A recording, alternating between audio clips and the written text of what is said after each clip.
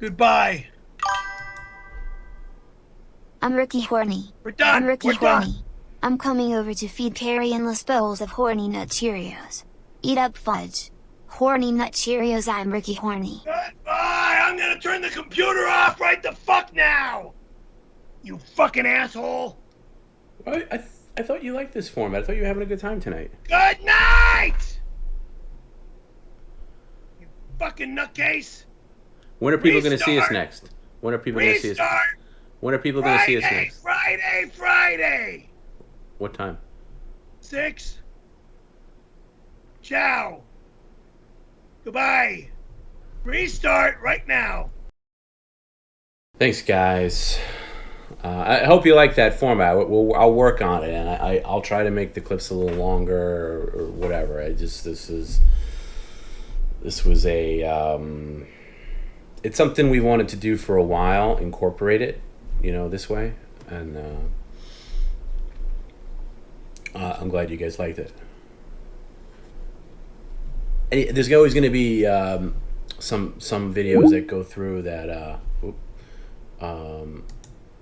that for whatever reason we can't play, so I'll have to figure that out, But anyway, I think I was over thinking Wednesday because we were thinking.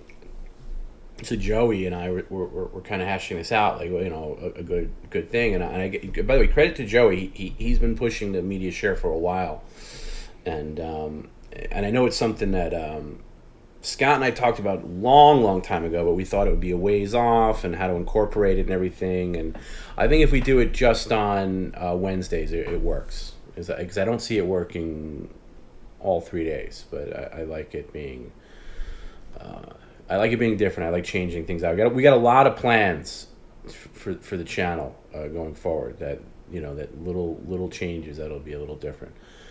Tom, can I come watch the stream Sunday at your house in Brooklyn for a couple of days? Yeah, why not? What am I wearing? Faster Blade. I'm wearing this blue shirt that I actually hate the way it looks, but I love the way it feels. I don't know if anybody ever has a shirt like that where you kind of hate the way it looks, but you love the way it feels. And since I didn't really have to go anywhere today, I'm wearing it, and I'm wearing gray shorts. But that's what I'm wearing. One of these days, you're gonna see what I'm wearing because I'm gonna pop on the camera. I'm gonna be like, here you go, Faster Blade. This is what I'm wearing.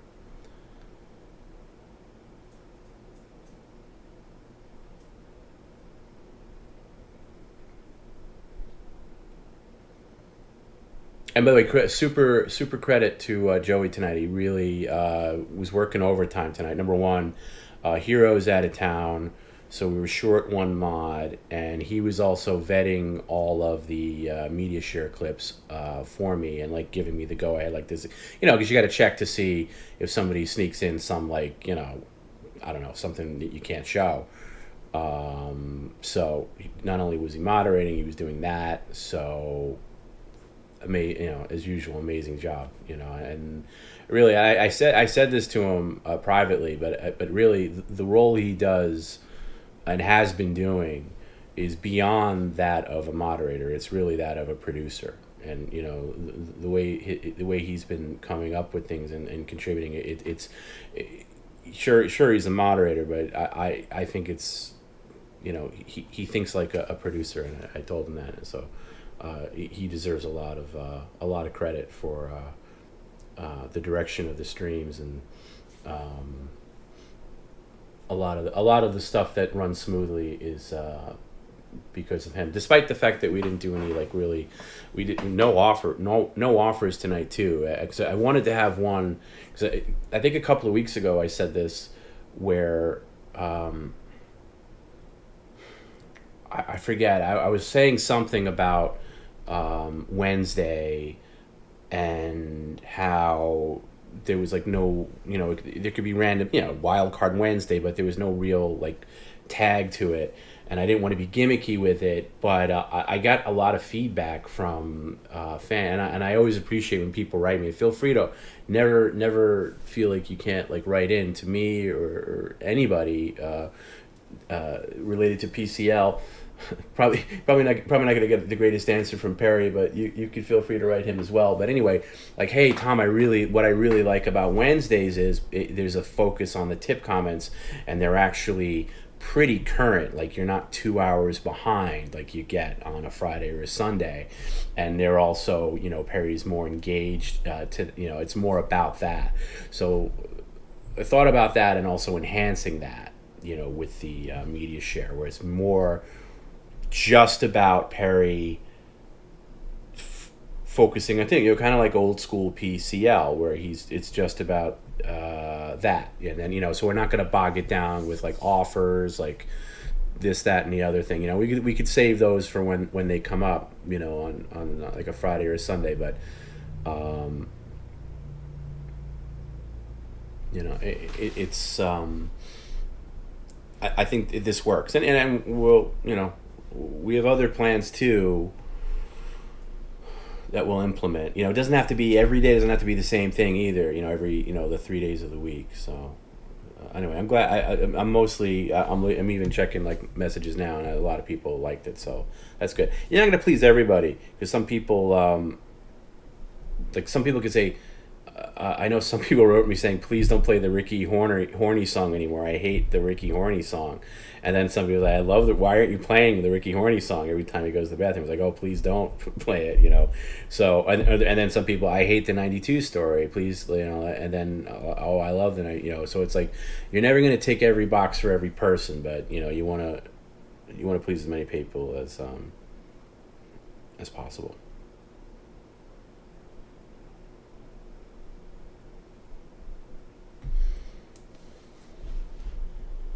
But big, huge props to Joey tonight.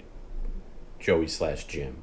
I don't know if it's okay for me to say his real name, but I just did.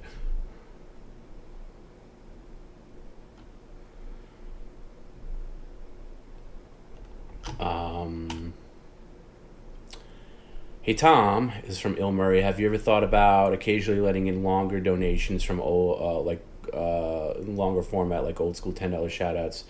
Yeah, I could do that. I know we could add maybe that's something we can do on Wednesdays as well. I looked at that today. I also added, I mentioned this earlier, but I added the ability to pay for your tip comments via credit card or PayPal, because that's another feedback thing over time. I know a lot of people have asking for it, where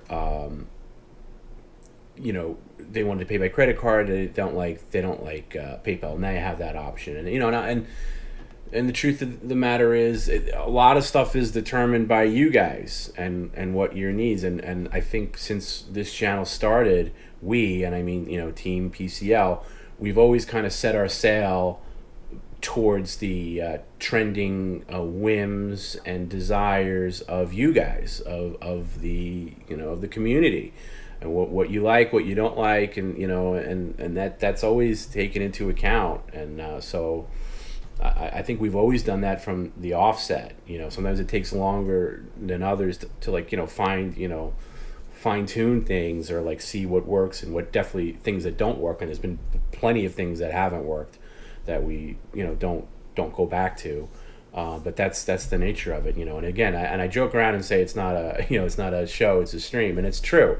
You can't think of it in terms of like because like one guy was messing me like, oh, you guys need an executive producer to do this. Okay, well, let's not go too crazy. It's still technically, this is still an IRL stream at the end of the day,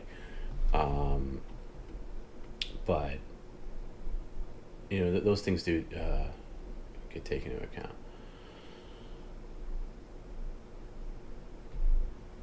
Fan of Green says, my favorite part of the 92 story is just hearing him say, answered an ad in the penny saver. I don't need to hear the rest in that. Yeah, I'm with you. Look, my cards have been on the table for a long time. I'm completely over the 92 story, me personally, but I know people love it. So,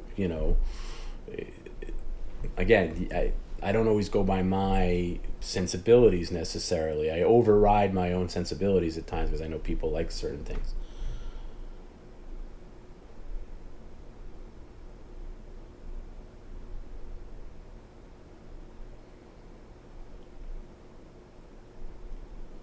So Fashion Sunday stream at TomB's. Yeah, I don't have the setup to like really host people yet. I will at some point. Like the room I'm in now is like half torn apart. Like really, like the ceiling's completely open and stuff. It's a disaster. There's like insulation everywhere. It's not a good scene here. But eventually I will. Eventually I will, and I'll definitely. If you guys want to hang out during the stream, we can do that.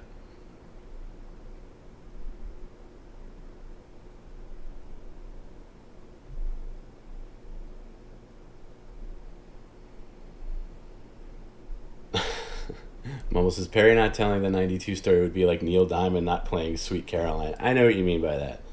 I know what you mean by that. Totally get it.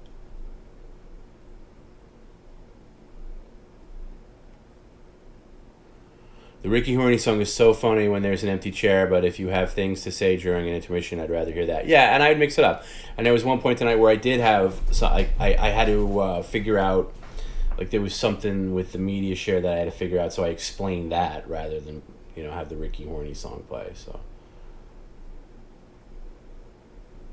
That's...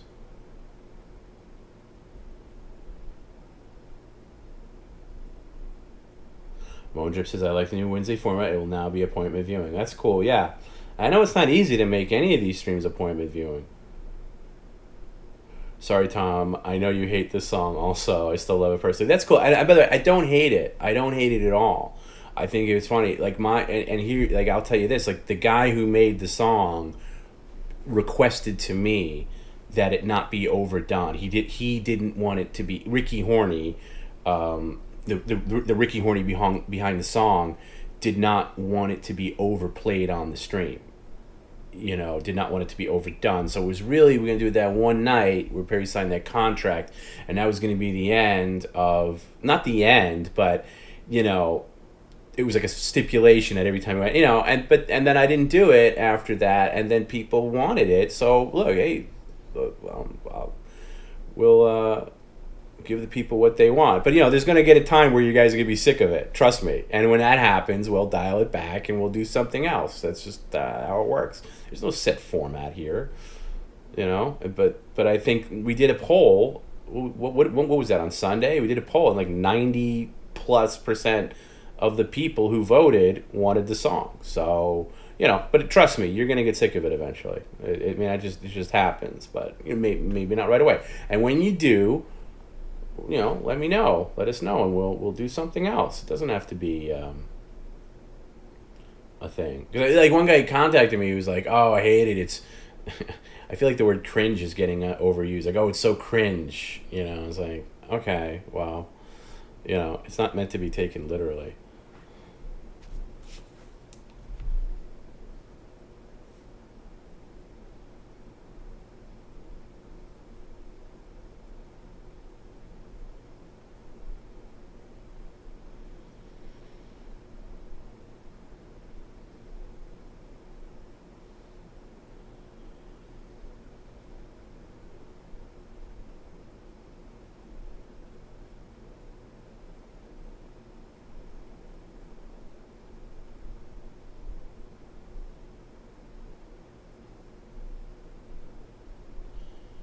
Sarah just responding to a message. I hope he doesn't mind me saying. I'm just gonna say it. I've been going back and forth with this guy, Chris Fontaine, who's been on the stream. He's been on Subscriber Sunday calls. He's done a lot of offers, and he had a little thing today where he was like going to be dialing back. And he just shot me a message saying, like people were giving him shit for being a part of PCL, like people who don't know PCL, people who don't know Perry, and he just shot me a message saying, the people who gave me shit were goofy ass SJWs.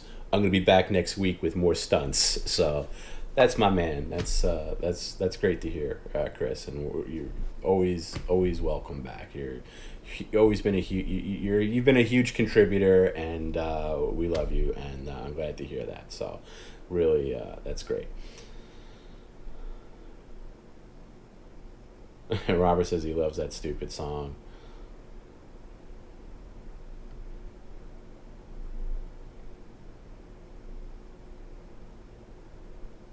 Oh, I didn't even bring this up, Hojo, because I thought it would be boring.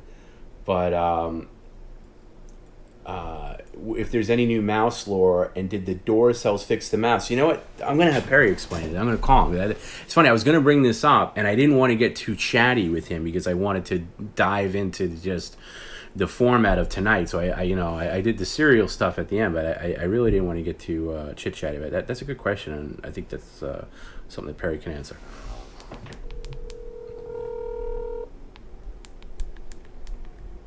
Yeah, we all like Chris. Show Chris our support. We'll come together as a community when one of us is feeling a little off. I'm in my car. What's up? Quick question for I'm still alive. People wanted to know, and I forgot to bring it up.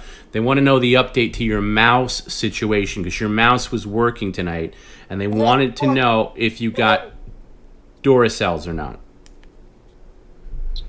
Got what? They wanted to know if you got Duracell batteries or not for your mouse. How did the mouse situation? I got the Energizer Max. I can't find Duracells yet. I will eventually find them and get them, but I got Energizer Max batteries, and they work. So that's it. No problems. That's all. Not yet. No problems yet.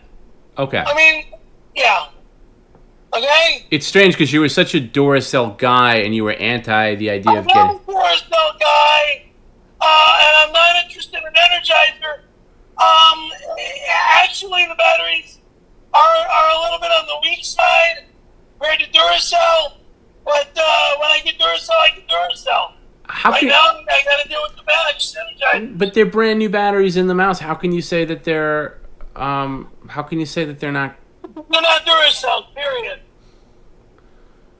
End of story. I gotta go. You're not... You can't say you're that loyal to Duracell if you gave up looking for them. You could have found Duracell. I'm working on finding them. You didn't look hard enough. Let me fucking go identify needs. Bye. Where are you going? Since El Pollo Loco shut down, I'm now entering the Del Taco drive-thru. Oh, I'm so jealous. Can you order me a bean and cheese? Right. All right, goodbye. Oh, he hung up on me. So that's your for Hojo Sinclair who asked that. That's the update on the mouse situation. Yeah, because I forgot about it and I asked him today, and he told me he got these Energizers. I was like, Energizers? Give me a break. I thought you were a big Duracell. So you can't be that hardcore of a Duracell guy. Scott says, cringe is messaging the creator of a stream with negative, non-constructive feedback. That's fair. I agree with that.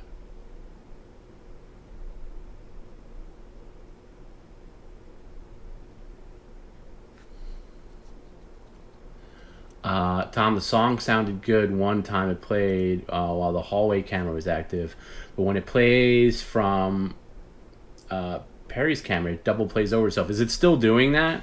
It shouldn't be, because I have it set to... It shouldn't be doing that.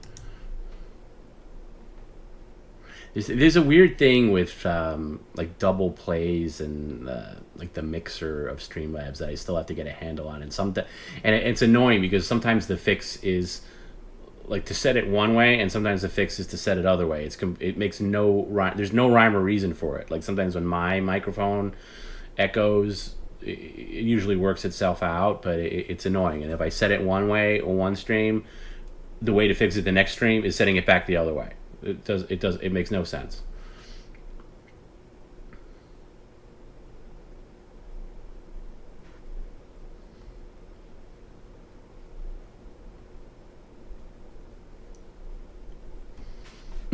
Very turncoated on Duracell already. I know. It's kind of a Duracell scam. I was shocked. And there's the thing, he hung up on me, so he can't elaborate. But I said, he's like, I couldn't find Duracell anywhere. I said, where did you go? He said, I went to CVS. Where else did you go? Rite Aid. That's all. He went to 2 places, couldn't find it, and then gave up and got the Energizer Max.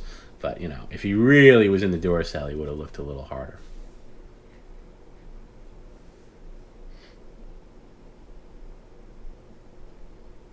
Can he talk without yelling? I don't think he can.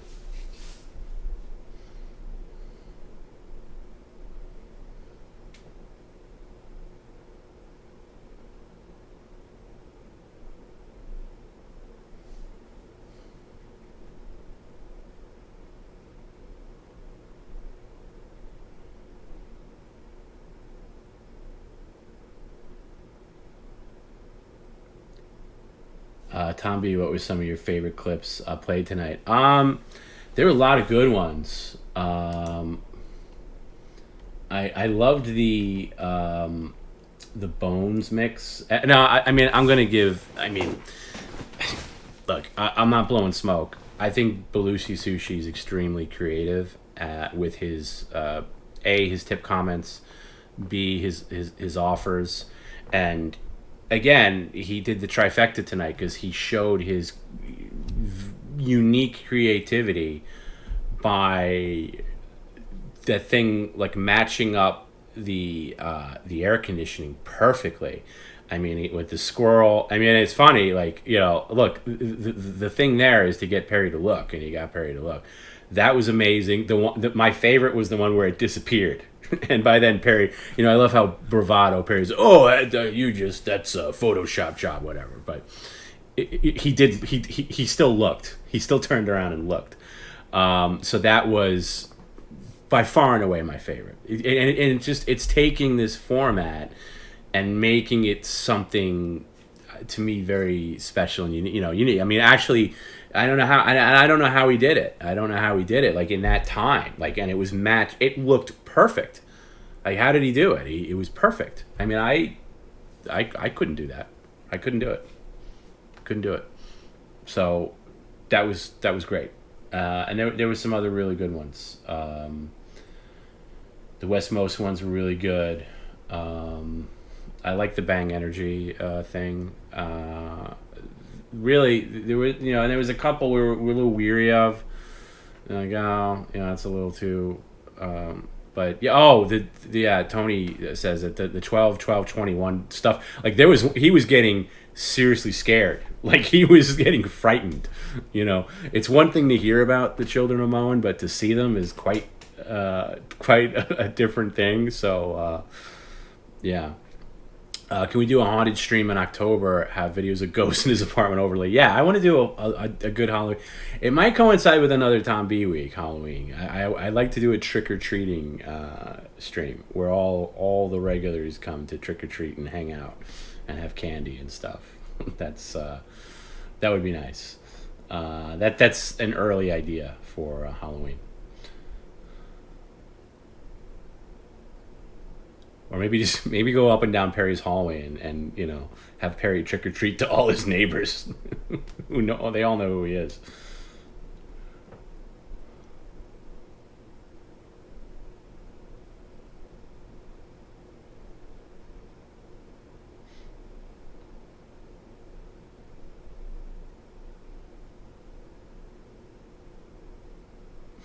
Fanning says Duracell scam should be rectified. Is there a battery costume on Amazon? There probably is. There probably is. Somebody else said, do I watch the Elliot Offen show on YouTube? Is that a thing? Does Elliot Offen have his own show?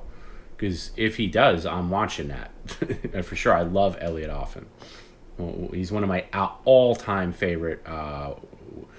You got to give credit to a band whackbacker. He's one of my all-time favorites.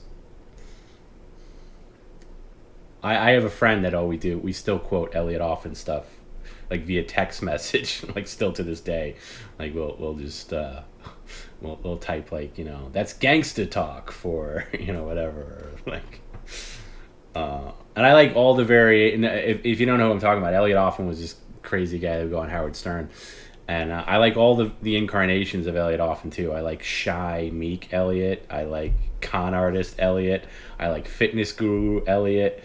I like former gangster Elliot, and I like tough guy Elliot. I like every I like every incarnation of him. He was always a hit.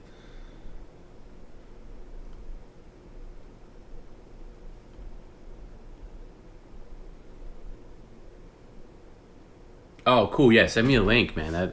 Yeah. Okay. Faster Blade says he has a link, and he's on TikTok too. That must be new because I'm surprised he didn't do something on his own because like for years he just would be dormant. Every now and then, the only time you'd see him is like somebody would post a little clip of him on Instagram or something, or running around in his negligee and on like 7th Avenue.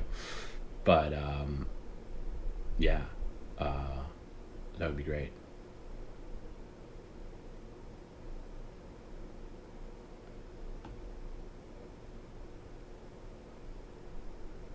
Mumbles, what happened to Amy? Is the person behind the account someone else? They okay?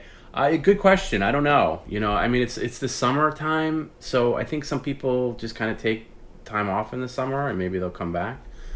Yeah, I'm a huge Amy fan. The person who did Amy. So, that's a good question. I wondered that myself. But again, it's summer. So I don't expect, by the way, the fact that you guys are here, most streams during the summer, it's pretty hardcore. So I appreciate that.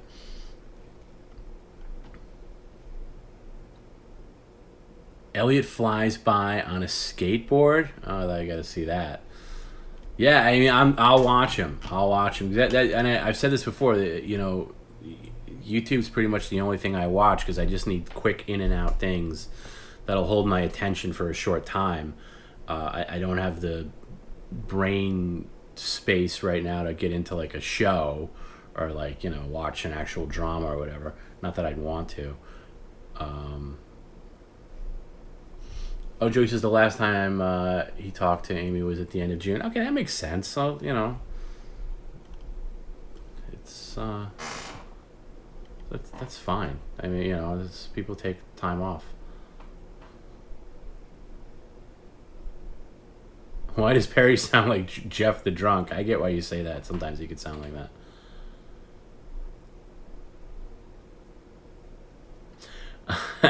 Yeah, you chances. I still have 5 hours left on my stream, so I'm not going anywhere soon. Well, I can't guarantee you 5 hours.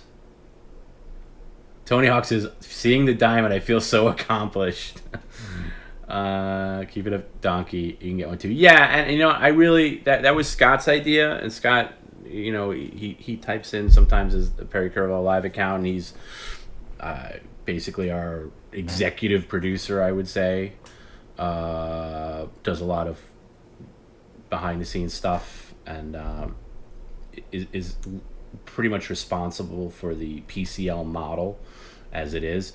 And we were going back and forth and talking about because we came up with the VIP egg thing, which I think I'd like to do on Wednesdays. But then his idea was, hey, let's crown, because there's a lot of people we talk about, like, hey, this person should be a VIP, and the VIP is something special, like where it's like somebody who's given a lot, is here a lot, is in the chat constantly, gives a lot of donations, is in the mix, and and goddamn, I mean, who's better qualified than Tony Hawk? He was killed it on TomB week. I mean, I don't know. It's his business to say what else he's done, but he's always in the mix. So yeah, it's absolutely VIP.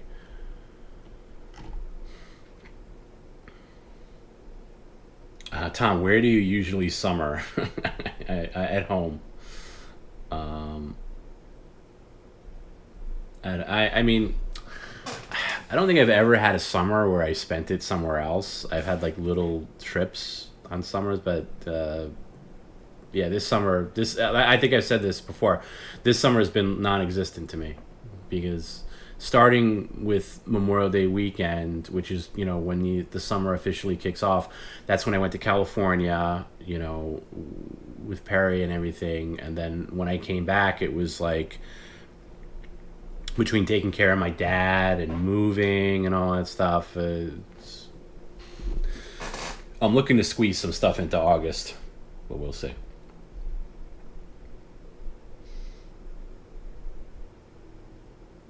Oh shit, Mo Green's glasses. My first streaming week, COVID had me at the end there. Nice pick me up. Wow, I'm sorry to hear that, man. It's funny.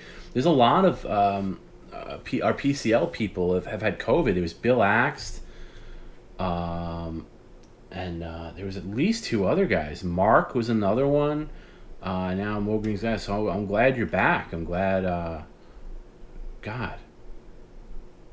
Jord Hoff says, I treasure my VIP status. Well, Jord Hoff, I mean, you're the template of a VIP, so yeah, as is Faster Blade and Belushi Sushi. Like, there's certain, like, godfathers of PCL. Like, you know, like, basically, like if you go on the chart of, like the, whenever you see a mafia show or movie, there's always that scene in, like, the FBI boardroom where they got on the dry erase board the hierarchy of the family and who the capos are, and who are the the bosses and who the executioners are. So like Faster Blade, Belushi Sushi, and like Mo and Drip, they're at the very top, and then you have the capos and Danko and Jord Hoff and now Tony Hawk. Yeah, I'm with Snoo Drawings. When I win the lottery, I'll summer somewhere else. Yeah, it's not really an option for me at the moment. I'm drowning. I mean, shouldn't give out personal details. I'm like drowning in debt right now. So, let's just say home ownership's a little more expensive than I anticipated. So yeah, I'm not summering any place anytime soon. Oh, you're Mark. Shit, Mogan Glasses is Mark. Fuck. Yeah, you were in the hospital. Yeah, we're glad to have you back. That sounded horrible. Perry was all mad at you too, because like when he was gonna call you when you were in the hospital, he was like, "That motherfucker should have been vaccinated." Okay, I'm not saying it's his fault, but he should have been vaccinated.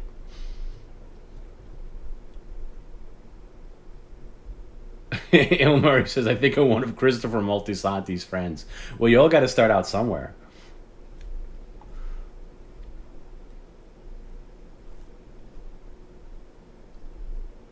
Yeah, Hero. You said Hero's been with you. Yeah, Hero is like super concerned about it. We all were. We don't want to. Yeah, it was looking rough. You being in the hospital and stuff. So, I tried to facilitate that call, Perry to call you at several different times. So, whenever you're ready, we'll get that going again. I'm still just a soldier in the PCL Mafia. Well, hey, you're one step away from having your own crew. And by the way, Danko, it says, "Oh, thanks, Thomas. My pleasure to be here. It's my pleasure to have you here." And I think Danko gets a special nod because his egg has lasted an insane. How long? Wasn't your birthday back in June? Like, how long has that egg been there? Like, that egg, that AC egg with your name on it, has outlasted any AC egg in the history of PCL. I mean, it's ridiculous.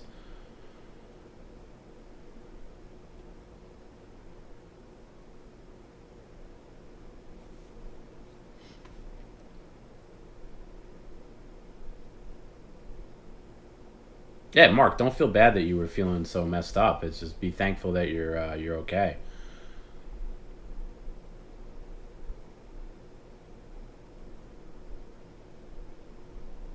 John Diaper, you fired? I don't know. Ask Perry. I mean, you're making a lot of deals in his name. So, but your heart's in the right place. That's what that goes a long way in the publicity business.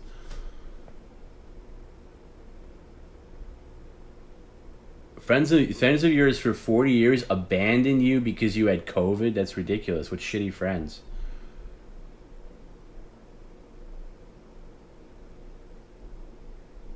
'30th of June. Okay, right. So we're going to be going on. Jeez. Ooh, if we can get to 2 months with that thing. Tom, Faster Way says, Tom, can I get my VIP egg to go in? Get my VIP egg to go inside Perry. Well, I'll definitely bring it up. I got to keep a list too of who's left.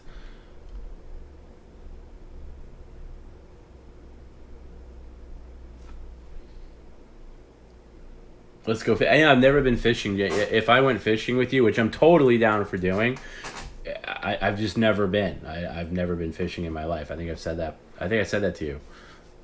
So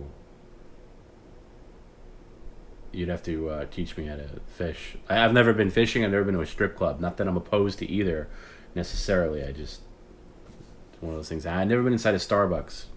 Also, I think I've mentioned that. Cha Cha Lump, by the way, you're on the button. There's a couple people that are definite VIP candidates. You're one of them. So one of these Wednesdays, it's gonna be your day.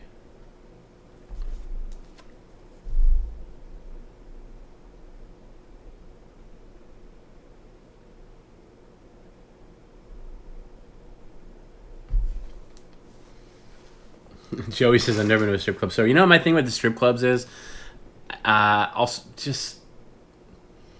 See, I think there's parts of the country where they're more accessible. Here in New York, they're just like... At least in New York City, they're like executive club. They were all kind of like unattainable for me at the time. And also, I hate phoniness. I hate phony people. I hate disingenuous people.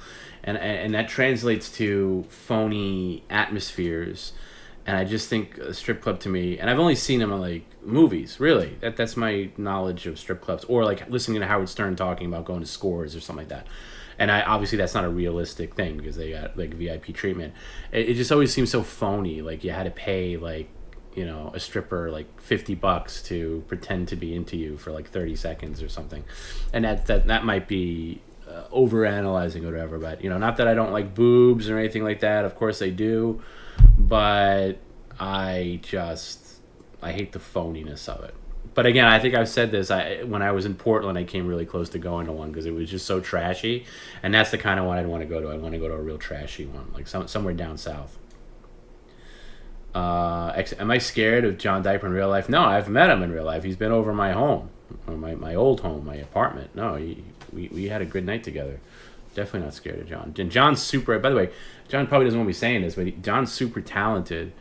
He, I won't say what he does, but he's offered me help, and shown me like things that he's done. John, don't let John fool you. John's this incredibly talented guy. He has a lot of wheelhouses. He knows what he's talking about. He knows his stuff. Oh, Gary, we got to hear your strip club story. Garrett says, I'm not a strip club guy, but I have a great strip club story from El Paso, Texas. Can you talk about it?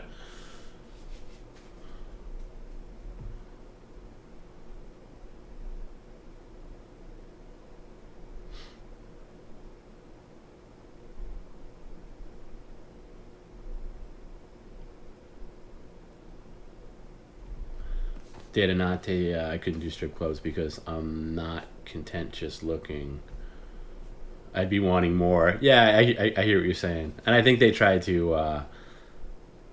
Dissuade that kind of thing. You're welcome, John. Yeah, I mean, I'm not comfortable getting into like what you do and everything, but you're a talented guy. Garrett, do you have Skype? Oh shit, I shut down Skype, didn't I?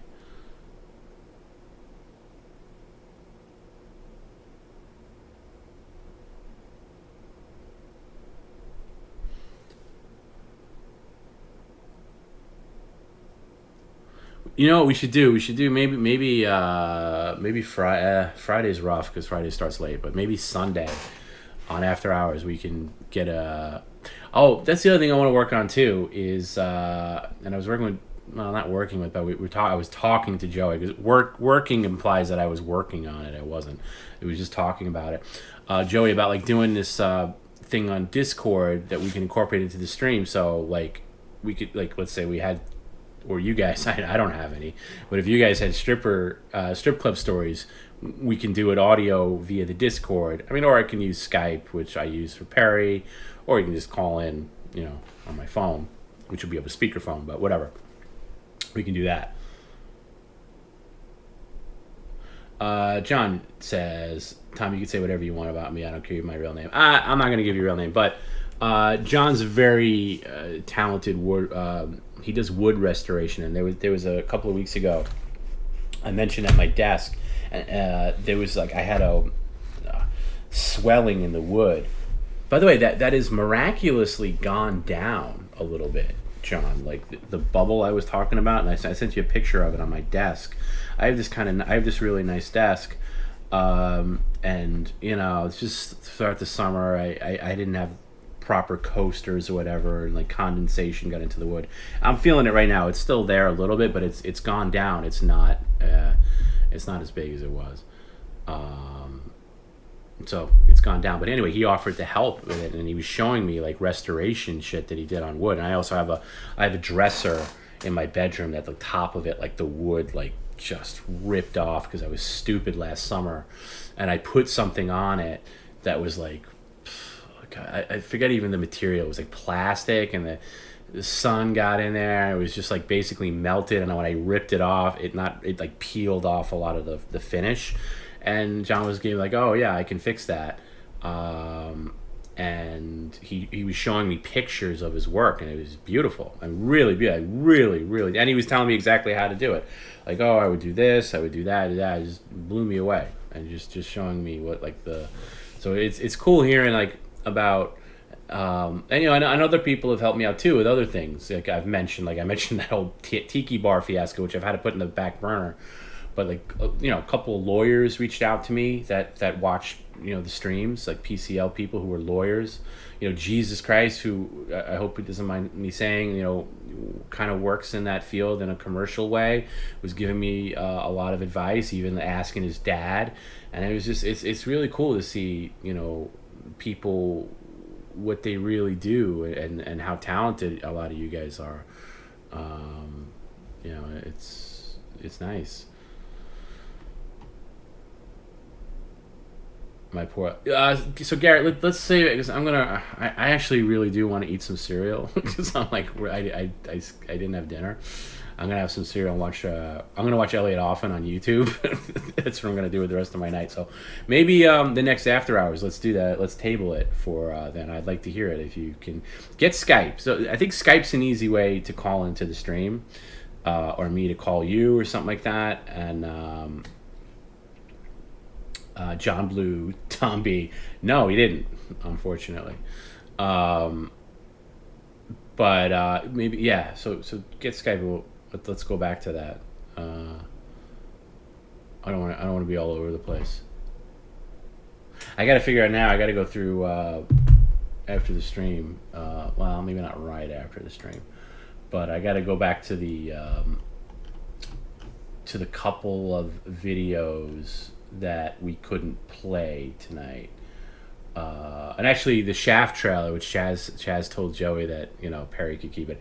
I'm inclined to give that to Joey. Actually, I think Joey needs some hashtag tips for Joey because he was so awesome tonight. You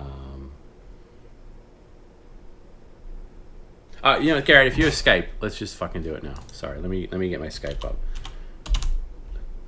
while it's fresh.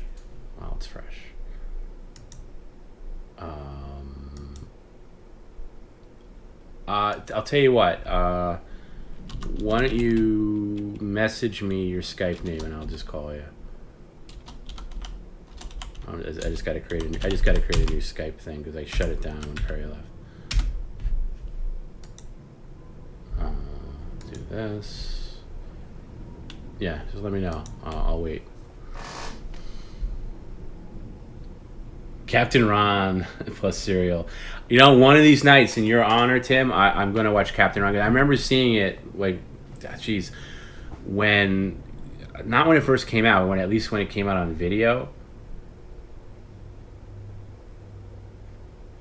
And but I have no memories. I don't remember it. I remember liking it because I like Kurt Russell. But in your honor, I'm gonna watch it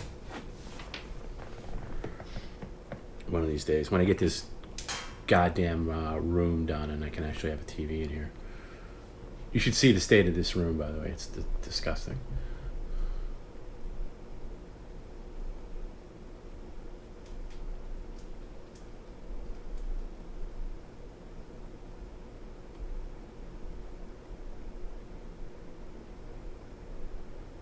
John needs to get a barrel of linseed oil to Tom's stat.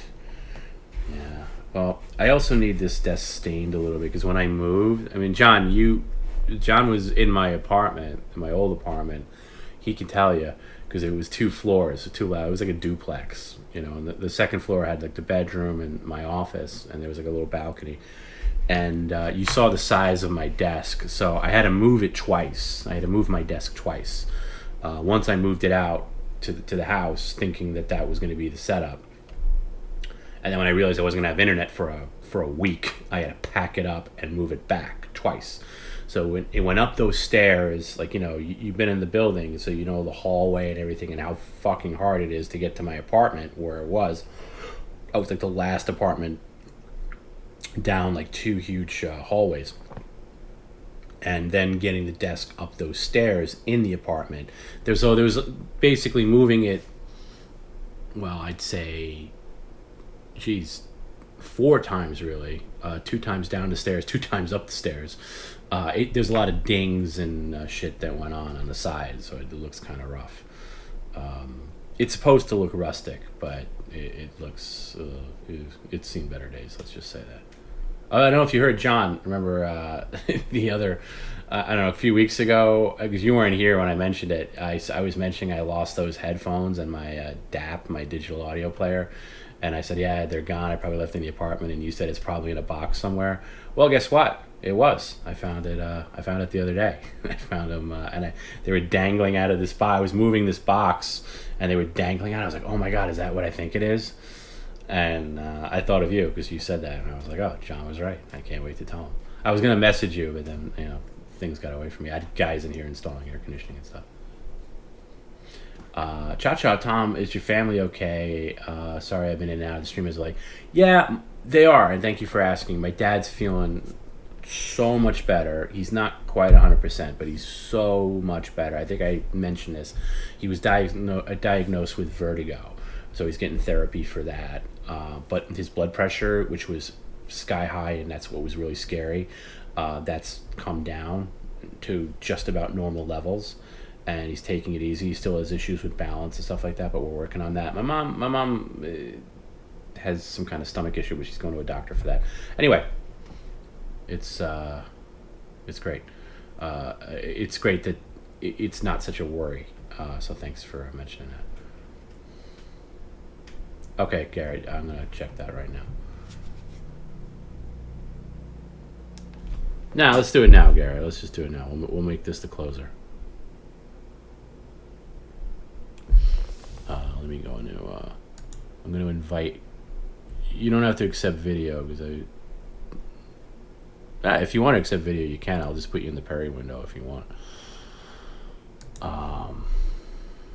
Here, let's do this.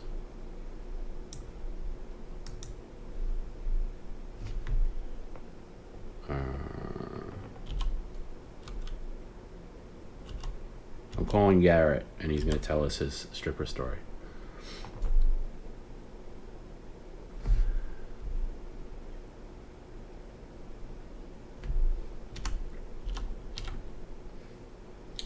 Probably should have copied and pasted this, but too late now.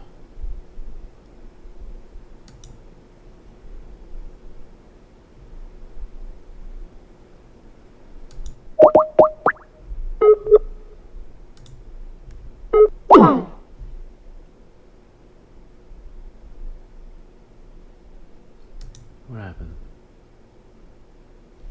Oh, thanks, Stanko. Everybody's doing good. There was some scary moments. Is that a number again? I don't know. I don't have the ability to call a fucking number. I'm just gonna call you over the phone. How about that? I'm just gonna call you over the phone. Fuck it. We'll do it. We'll do it live.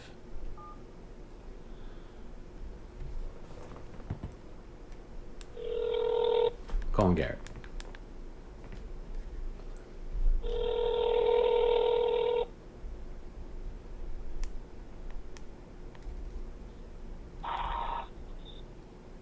Hello.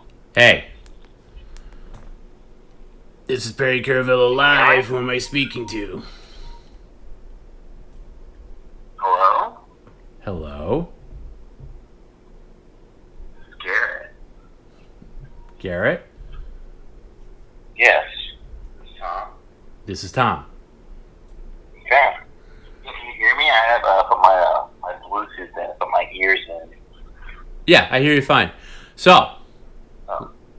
the floor is yours. Let's hear it. Okay, so this was 2011, 2012, and we were in El Paso, Texas. And we were we're about to go on a 2-week vacation before we had to come back and go to Afghanistan. So we did this training I was in the Army National Guard. We went to Afghanistan in 2012. We did most of our training in Texas, in that area. And we're about to go on this 2-week vacation. You could have went whenever you want. I was a dumbass and went back home, but my parents are there. Whatever. But the night before, they're like, okay, you guys can't go to bars. You can't go to strip clubs. They don't want you to get in trouble. That's the last thing they want is a bunch of drunk people and you got to bail them out. Whatever. So, and people are flying out the next day. People are flying out, 6 o'clock in the morning from the airport. Everyone decides we want to go to this strip club called Jaguars. And I went back there recently when I came back driving through. It's such a great strip club name. I love that name. It's perfect. Yeah, so it's a BYOB strip club. And when I first heard that, I was like, that's fucking lame. But it's actually fucking awesome because you can bring your own bottles in, and that's what you spend the most money on whenever you go party. That's the way to go. So, brought our own booze. I didn't really want to go. Everyone else wanted to go. Whatever. Just go. I'm not going to get a lap dance. That's kind of creepy or whatever. I just think it's kind of dirty. But, that's just me. But, so we're there, and people are going in and out, and it's a huge place, and people, there's some good strippers, some bad strippers, whatever. So Hold on. outside, we're sitting there What's the talking, difference between a good stripper and a bad stripper? You mean the way they look or the way they perform? A good stripper. Well, I think age. I think age is the number one factor. Right. So you're younger, but anyway, we're outside talking to the bouncer, right? And this is like at the end of the night. And this guy comes up to him and he starts like, hey man, fuck you. Bouncer's like this 6'5" Mexican dude. And then this like 5'9" like stocky dude's like fucking with them. They get in a fist fight. The bouncer just cold cocks him, knocks him out cold. He has this like fat girlfriend who's like, no. Helped him up. We took a picture with the bouncer that night in front. I don't know what the picture is. But, and then we hear an alarm go off, and we're already standing outside. It's like the end of the night. And we see people start coming out of the strip club. Then we see this guy with this big towel on his head, a white towel. I'm like, what the fuck happened with this guy? He turns around the other way. He got stabbed in the head, and there was blood all over the right side, like ketchup. Oh my! It was crazy. And my friend, I won't say his name, but he was so wasted, and he was getting hustled by a stripper because she's charging per song. He didn't know that.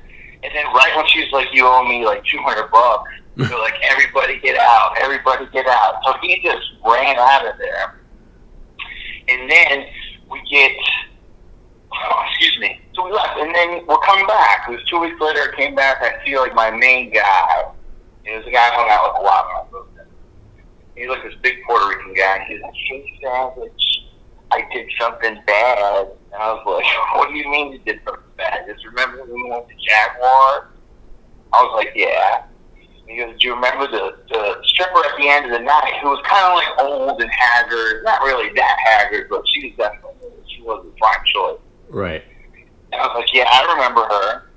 And he goes, well, I went in the back room. And I was like, okay. And she gave me a lap dance. All right. He goes, and then she pulled my dick out, and I was like, whoa. And he goes, and then I fucked her in the back, right? And he had no condom, and he finished the job, if you know what I'm saying. I'm like, dude, that is so disgusting. He goes, that's not even the worst part. I was like, what do you mean that's not even the worst part? Apparently, he had she just zipped down his fly and pulled out his dick through his jeans. He cut his dick while they were having sex, unprotected, all the germs just in a big nasty jacuzzi. And I was like, dude, you probably have every STD known to man. Oh my God. Oh, that's so disgusting. Oh my God. I'm not even going to say what that just did to my body.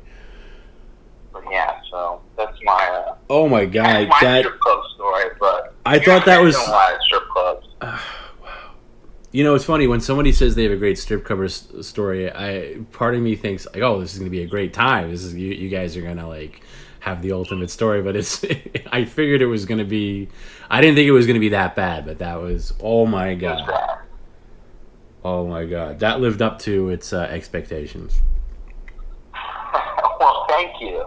But, No. So I'm gonna go. I'm gonna hang up and listen. Yeah, well, we're gonna wrap up. By the way, Garrett, thanks for everything you do. If I don't say it to you enough, you're a huge part of what makes PCL special, and thanks for all you do. I love it. Thank you. All the little videos. And I love everybody here. Big kiss. Ah. All right, I'm out of here. All right, Garrett. Bye. We love Garrett.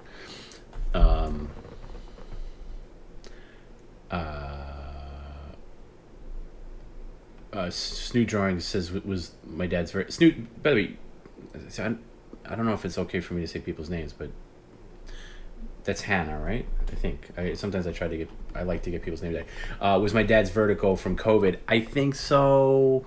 More so from the second shot. He had a really bad reaction to the second shot, and like within a week or two, that's like when his blood pressure started going crazy, and he had a hard time breathing. And there was a moment where I thought it was the end. Like he was going to have to be rushed to the hospital and stuff. So, his doctor says it's a result of the immunization. He just had a bad reaction, and it really it's complicated. You know, we figured a lot of things out. Like my dad has this insane immunity system, where I remember even like he had a surgery in his eyes to get like cataracts removed, and his body fought against that. He has like this incredible. I don't remember the man ever being sick when I was a kid. I don't remember him being sick. I don't remember him having a cold. I don't remember him having the flu. I don't remember him being sick, period. He has this incredible... I do not have that immunization system, by the way. I'm always sick. So to answer the question, it was a result of the second shot. Shot number two. Not so it's... Yeah, it's weird, and it's funny. He became like a test, like his doctor like was in touch with other doctors across the country, and like used my dad as like a test subject, and they actually found instances of not a lot, but other people that had either the same or very similar reactions to what my dad had. And he says if he had to do it again, he would not have gotten the shot, and he sure as fuck isn't getting a booster shot. So, but like I said, he's doing a lot better. It's just been a long road because my dad is like, God, he's like a Superman. He was a captain in the New York City Fire Department. He's always been in unlike his son, he's always been in amazing shape, like just. You know, go to the gym every day. He still swims. He does laps in the pool.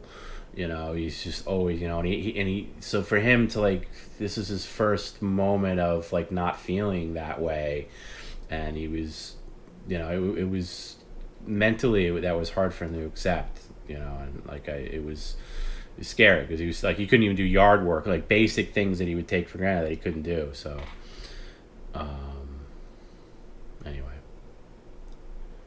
That's what it was. I've probably talked about that plenty.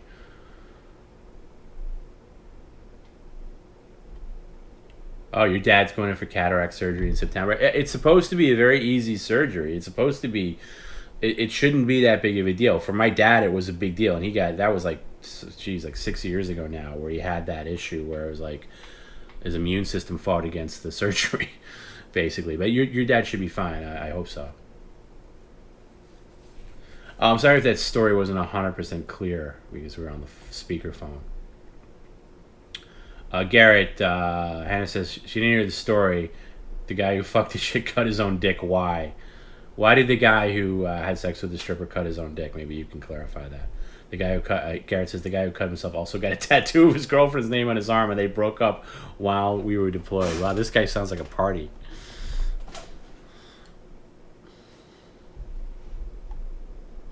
Oh my god.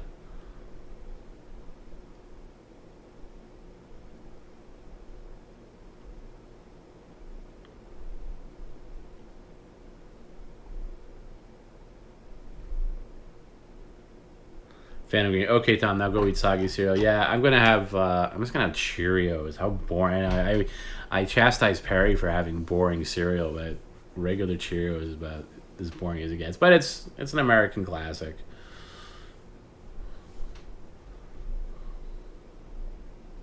By the way, if I had Frosted Flakes, I'd murder a bowl of Frosted Flakes right now. I don't have them. I've been deliberately trying to like not get sugary stuff. I don't want to tell Perry that, but.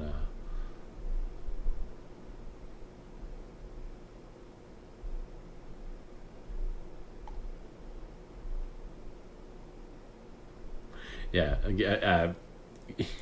God, he cut it on the jeans of his zipper. Oh, that just made me shrivel up inside myself when I heard that. What a way to go out on. Something about Mary style.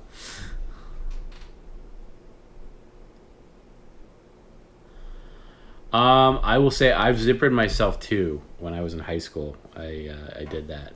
Not to a severe extent, but it's not fun. Sometimes I just like plain Rice Krispies and milk, especially in the morning. Not much, but yeah, you can't go wrong with Rice Krispies. It's so good. It's just, I feel like I have the palate of a 12-year-old boy because I can have Rice Krispies, but then there's that part of my brain to be like, this would taste a lot better if it was drowned in sugar. So that's why I like frosted Rice Krispies. And I don't have cereal that often, so I feel like I can do that. But yeah, like, I'd be fine with macaroni and cheese for dinner with a side of chicken nuggets and then frosted Rice Krispies for breakfast. That would do me just fine.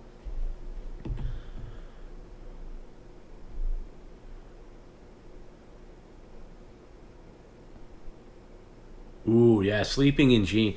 Joey says he did it as a kid. Sleeping in jeans is just bad news for a guy. It's just so many things can go wrong. I've done it. It's not good. It's not good.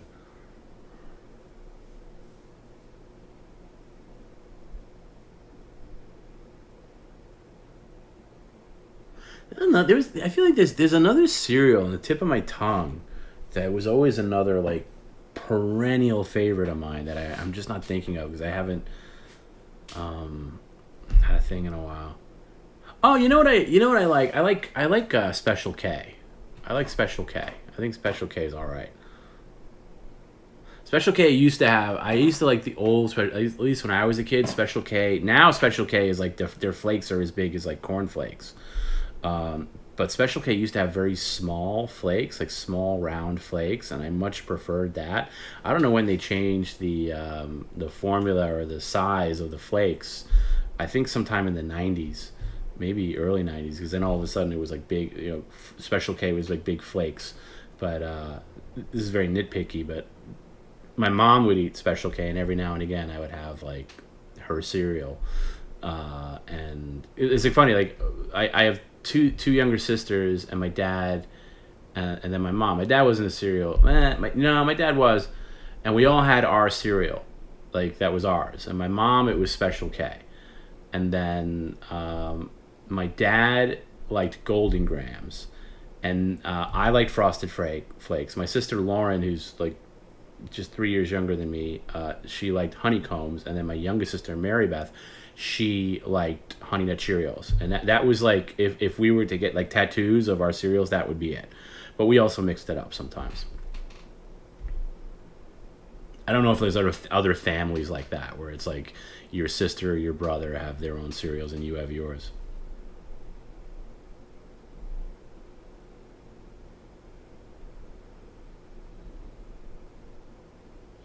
Yeah, that's the thing. Like Mumbles, I've thought about that. Imagine going commando in jeans like Perry does.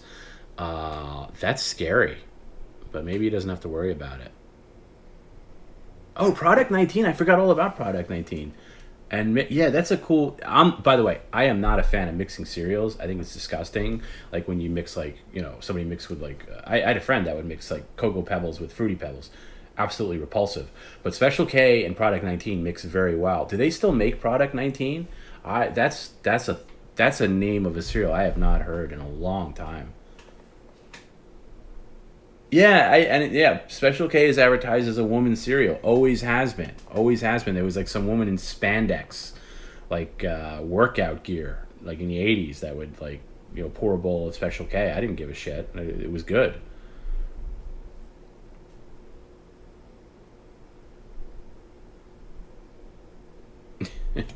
All Perry's ass sweat in those jeans. I forget about the commando style thing. I don't get it myself. I couldn't do it. I could never do it. You imagine? And I'm if we're talking like briefs, I'm a boxer short guy specifically. Let's look that. You got me curious now. I want to look up if Product 19 is still around. I liked it too. It was like an old people cereal. Because I remember like my great aunt used to have Product 19. And I always just associated it as like, for like senior citizens. Oh, it's gone. It's gone. And it's like, why did Kellogg stop making Product 19? And it says, it's not that long ago. We're sorry to announce that Kellogg's Product 19 cereal has been discontinued. Unfortunately, sales of this cereal were not strong enough to support continued production, so we had to make the difficult decision to discontinue it, and that's from December 2016, so not that long ago. But it's officially discontinued. That's it's disappointing, and I understand though if you haven't heard about Product 19, it's like I think you got to be of a certain age or something. That's a bummer, because now that you mention it, I was like, immediately I was like, I'm gonna go buy some Product 19. But yeah, it's not a thing. Oh, that sucks. Total is very similar to Product 19. What a weird name for a cereal though, Product 19. It sounds like an experimental drug. Like, it's definitely a strange name for a cereal. And I'm looking at the box. Yeah, look it up. Just like this is just Wikipedia. Product 19 was a breakfast cereal made by Kellogg's, introduced in 1967. It consisted of lightly sweetened flakes made of corn, oats, wheat, and rice, marketed as containing all the daily vitamins and iron that you would need. So maybe it's like 19 things. And the name has been explained in two ways: as the 19th version of the cereal, or Kellogg's 19th product in development the year it came out. Wow. And in response to lackluster sales, Kellogg's limited distribution of Product 19 in the early 2000s, and then announced in 2016 that it had been completely discontinued. Because that's true, I haven't seen it on shelves in a very long time. So even in 2016, it must have been pretty hard to find it. It probably wasn't in wide circulation at all.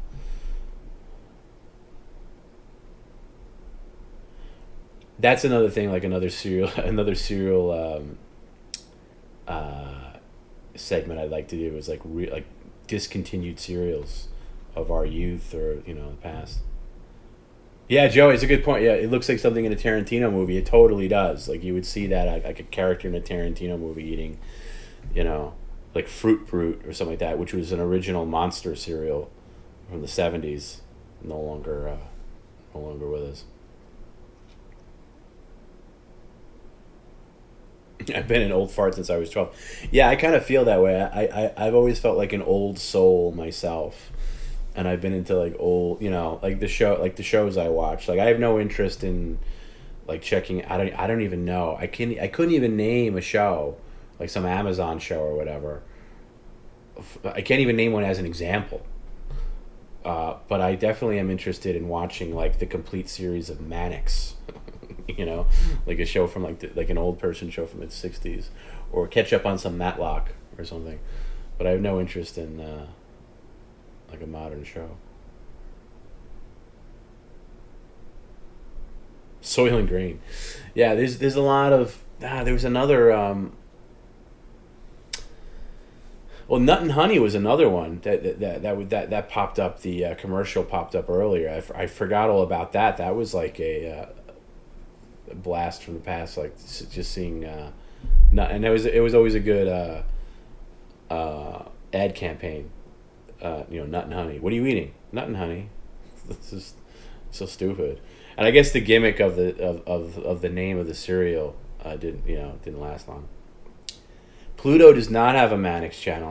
Mannix is one of those shows that you just can't find anywhere. It's like The Fugitive, or like there's a lot of these like shows of the 60s that you just can't find. They're not streaming. That you can buy them, But who wants to do that?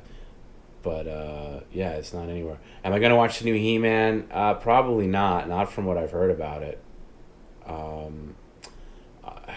mean, I've definitely heard enough about it to put me off to it, and I don't like Kevin Smith, and I never did. Not say I never did, but I'm not a Kevin Smith fan, so it doesn't surprise me that he's kind of screwed it up.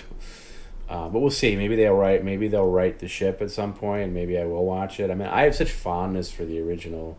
I mean, I was the exact right age for He-Man when that was on, after school. I have such great memories of that, and I can't stand for this cultural vandalism of the stories and heroes and villains of the myths of our the legacy of pop culture, all these things, whether it's Star Wars or whatever, and the cultural vandalism that goes on by these people that just have no care for these existing modern myths, for lack of a better term. It really bothers me.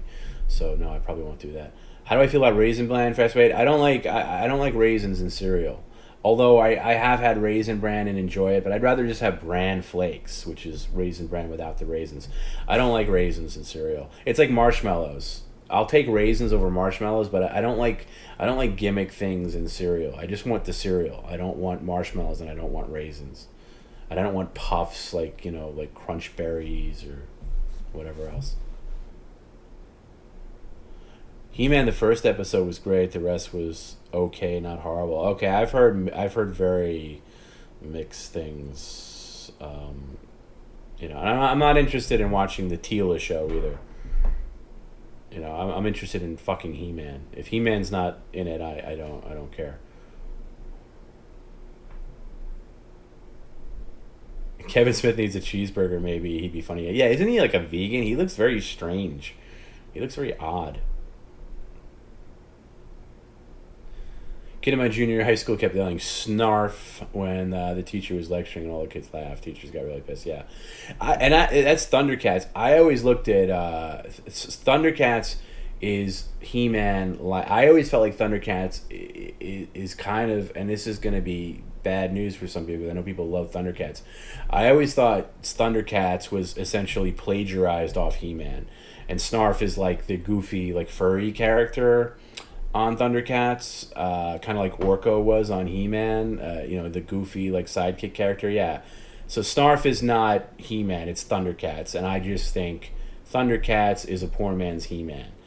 But I know people love Thundercats, and I had Thundercats toys and everything like that. I just couldn't do it.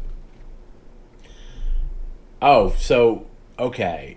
So okay, yeah, right. So Kevin Smith is super vegan now. So that's probably a good explanation why he's so goddamn annoying now. I had a friend of mine call me the other day. It was about a week ago, and he had this debate with himself, and he was saying who's more annoying. What group of people is more annoying? Former alcoholics that are now reformed, like that they can't drink because they've they're like and they'd be like, oh, drinking's horrible and I've seen the light. And I'm not talking about an alcoholic who just had to take it easy and stop drinking. I mean the ones that are really preachy, or vegans. Who was worse? Who was the worst group of person? My answer was an immediate vegan. Vegans are the worst. There's nobody worse than vegans. In terms of preachy, annoying.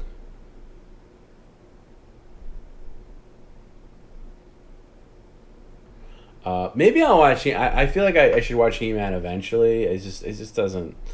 I don't know. And I've heard this too. Microwave Brigade says he directly lied to fans. Somebody leaked the fact that He-Man was barely in the show months before, and he denied it. That's what I've heard. And I think he's in the first and last episode, and he's either being a chump, jobbing, or getting rage the whole time. Yeah, that's what I've heard. And I'm not into that. Raisins always sink to the bottom of the bag, and there are just too many in the city. Yeah, I agree with that too. Kevin Smith is overrated. I don't even know if I agree with that, because what is he rated for? In recent years, he's done so many horrible movies. I'm not talking about the quote-unquote Kevin Smith movies that people rate highly, like Dogma or whatever, which I thought was garbage. I liked Clerks when it came out. When Clerks was new, I thought it was a very good movie. It doesn't play well now, to me. I think it's... I don't think it holds up. And I never was into Mallrats or Chasing Amy or any of the other stuff. I think Kevin Smith is a little too in love with himself. And there was this culture in the 90s where all these new directors, and they were lobbying in Kevin Smith with the likes of Tarantino. I was like, you don't even belong in the same zip code as Quentin Tarantino. Let alone be featured in a magazine as oh, these are the two guys, right? No, fuck that. There's a vast difference between Tarantino and Kevin Smith. So it's just not surprising. And I don't even think he was a big He-Man guy. I think he was too old for He-Man. He's not. I don't think he's the right age to be into He-Man. I could be wrong. Oh, okay, yeah. Ravo666 just says what I was just said. He said he wasn't a He-Man fan for years and suddenly changed his tune when they approached him to write the show. Oh, there's a good reason to get him to bring back that. Yeah, I heard that. I heard he's filming Clerks 3. Who the fuck... Is anybody looking for Clerks 3? I remember Clerks 2 being downright terrible. The vegans I knew at UC Davis were I've been to UC Davis. I know exactly where that is. Were posers. They were all anti-consumerism and anti-plastic, and they owned thousands of CDs and spray paint cans. Yeah, it sounds like a vegan.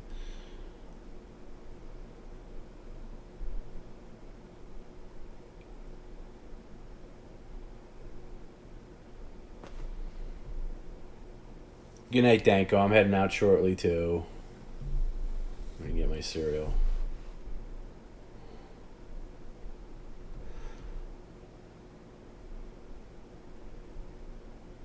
What's the, maybe faster but I can't say, what's the theme song like for He-Man? I know they said that somebody, sent it in a theme song tonight, but I don't think that's it. Is it do they do the theme song from the show? Is it like a modern version of that, or is it something different? Because I love that. I actually have the Masters of the Universe soundtrack because I love all that music. Oh, you like Clerks too, Garrett? Well, ooh, yikes! I to be fair, I haven't seen it since it came out. I've never seen it again. It's also weird seeing those people in color. You know what I mean? Clerks was it looks like such a student film, and it has a certain aesthetic to it, and then to see those same characters, and also it's also sad, how, what was the time difference between Clerks 1 and 2? Is it 10 years? And they're still working like these shitty jobs, like they're working at a fast food. Like the main guy, I can't think of his Dante, was it? Like he's working at a fast food restaurant. It's like, you know, can't you give him a different life than that? Like, why are you relegating him to just, you know, I'm not, and no offense to anybody who works in a fast food place, but I don't know. I just like, I don't know why would he like? I just would have thought somebody like that would be in a different place because he was relatively smart, and you know the character at least, you know, and then you're just cementing him as a slacker. And it's one thing in Clerks 1 where he's like in his like early 20s or whatever, but then when you're in your 30s still doing that, it's kind of sad. It reminds me of like The Honeymooners, in Color, when like The Honeymooners is great because they have that one room set. The Honeymoon is perfect. You know, the 55 one season, the classic 39 episodes, and maybe some lost episodes, whatever. And then you see Gleason doing The Honeymooners in Color on his variety show, and they also did it well into the 70s. They did like, it's on Amazon actually. I just saw it recently. Recently meaning within the past year. They did like Christmas episodes and a specials and a Valentine's Day episode, and it was like the last one was like 1977 or 8, and that's really a long time to go. Anyway, my point is they're still in the same apartment. It's the same set. It's the same. It's that same one room apartment. You know, the kitchen, the dining room. You know, whatever it is, that all encompassing one room apartment. In the bedroom you never saw. And there's something so sad about seeing an older Ralph Cramden still living in that shitty apartment and still, you know, not having the life that he dreamed of for him and his wife. And it's what was funny to see a young Ralph Cramden in that setting was just so depressing to see it. And I don't know what they could have done. You know, put Ralph in a different, you know, put Ralph in a house on Long Island or something. I don't know. To me, it just didn't work. So I look at Clerks kind of similar. Like, oh, it's just kind of what was funny seeing you young, doing this kind of work is cute, and you know, as Perry would say, cute and funny. But now is something depressing about it. That was my takeaway, at least. And I, of course, could be wrong. I'm not saying, never say that my opinions are the end all be all. Just why? Snoop Drunk never saw any Kevin Smith movie at zero cash time. You are fortunate. Don't start. It's like smoking.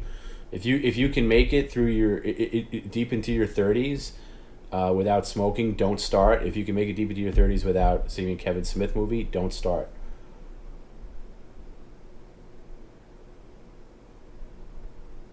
Yeah, Dante was a terror. I don't know that guy. By the way, that guy's only in Clerks movies. That's how bad of an actor he was. I'm not saying that the actor's bad. I just meant the character. At least the character was in that first movie.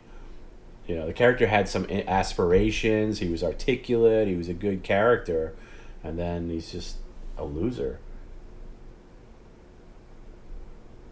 Oh, I didn't even know this. Joey says Kevin Smith puts his wife in movies, who's a horrendous actor. And now he's shoving his daughter down our throats, and her acting skills are about as good as her mother's. Is that Harley Quinn? I know he named his daughter Harley Quinn. That's terrible. Really? George Hoff says, I thought I was the only person that didn't like Clerks 2. All my friends loved it. I don't know anybody who loved it until just now. Until Garrett said he loved it. I went to see it with my girlfriend at the time, and she liked the first movie, and she actually liked his other stuff, like Chasing Amy and Mara. I didn't like any of those, and she hated it. So,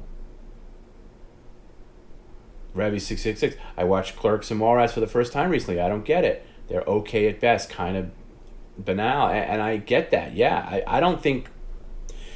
I didn't see Clerks recently, but it was on it was on something. It was like Star, when I still had cable, like a couple of years ago. It was on like the middle of the night, and I think I watched about 40 minutes of it, and I just was like, ooh, this doesn't play as well as I remember it playing. It just didn't translate. You know, some movies carry over. Some movies you can watch anything, and some movies are just like cemented to their time period. Like, ooh, this is very dated, and I almost felt embarrassed for ever liking it.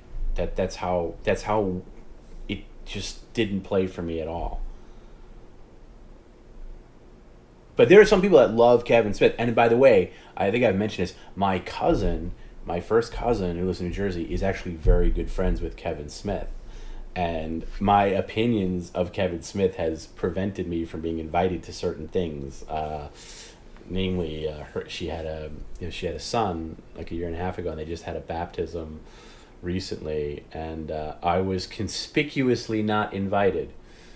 And of course, this was a big deal in our family because we have a small family, and my mom had a big deal with it. She's like, "Oh my God, I can't believe, it's a long story. It was not worth getting into, but it's like my mom had a big brouhaha about it with like my aunt, who's my mom's sister, who's my cousin's mom.